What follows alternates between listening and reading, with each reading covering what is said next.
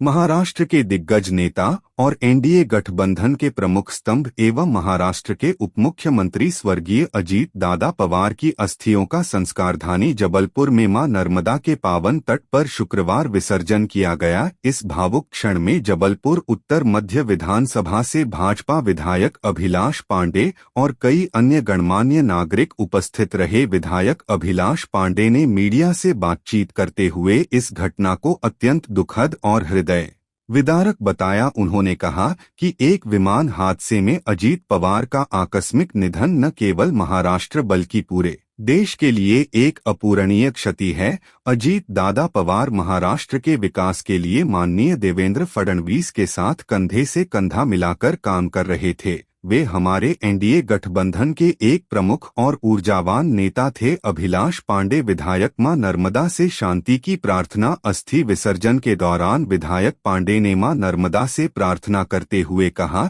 कि वे स्वर्गीय पवार को अपने श्रीचरणों में स्थान दें और उन्हें आवागमन के चक्र से मुक्ति प्रदान कर चिरस्थायी शांति दें। उन्होंने पूरे भारतीय जनता पार्टी परिवार और जबलपुर की जनता की ओर से उन्हें विनम्र श्रद्धांजलि अर्पित की। वहीं इस दौरान मध्य प्रदेश छत्तीसगढ़ की एनसीपी प्रभारी जानकी सुमन पांडे और उनके पति डॉक्टर पांडे ने बताया कि दादा हमेशा कहा करते थे, उन्हें एक बार मध्य प्रदेश ले चलो और मां नर्मदा के दर्शन करा दो। उनकी इच्छा थी, इसलिए उनका अस्थि कलश मां नर्मदा के श्री चरणों में लाया गया है। जैसा कि दिवंगत कुछ दिनों पहले आप सभी को जानकारी होगी, 28 जनवरी को विमान हादसे में हमारे महाराष्ट्र के सीनियर लीडर, भूतपूर्व उप मुख्यमंत्री अजीत दादा पवार, जो कि कईयों वर्षों से उनका एक अपना काम करने का एक अलग टैक्ट है।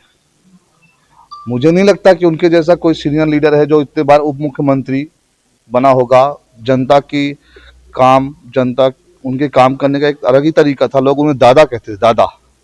तो मैं ऐसे दादा को सच में प्रणाम करता था और अभी भी उनके लिए जो श्रद्धा है महाराष्ट्र के जनता की तरफ से, एक डॉक्टर होने के नाते, एक सामाजिक कार्यकर्ता होने के नाते जो हमारे दिल में उनके लिए छवि है, मैं ये सोचता हूँ कि ऐसा लीडर अब नहीं मिलेगा हमें।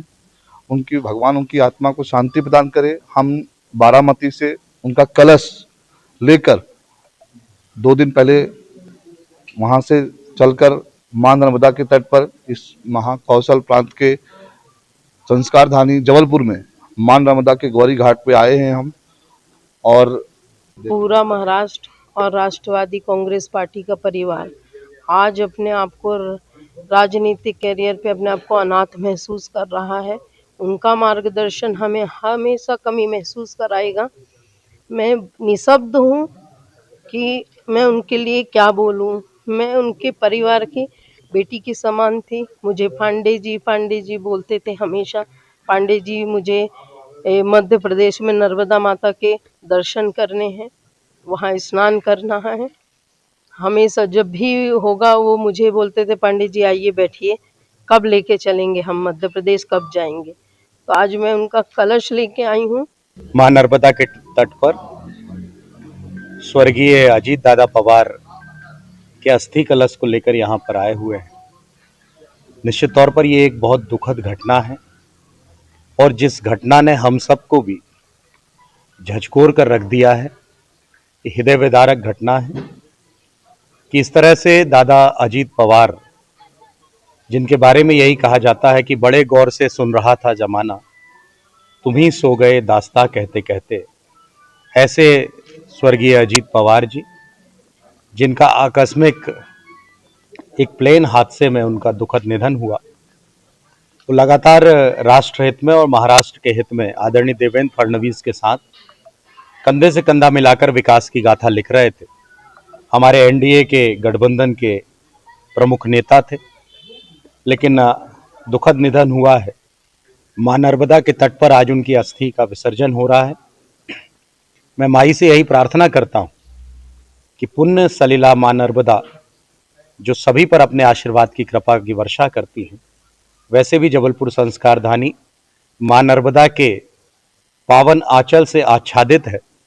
मां नर्मदा से यही प्रार्थना है कि स्वर्गीय अजीत दादा पवार के अपने श्री चरणों पर वो स्थान दे, उन्हें आवागमन के चक्र से मुक्ति प्रदान करे, अपने श्री चरणों पर चिरस्थायी शांति उन्हें प्रदान करे।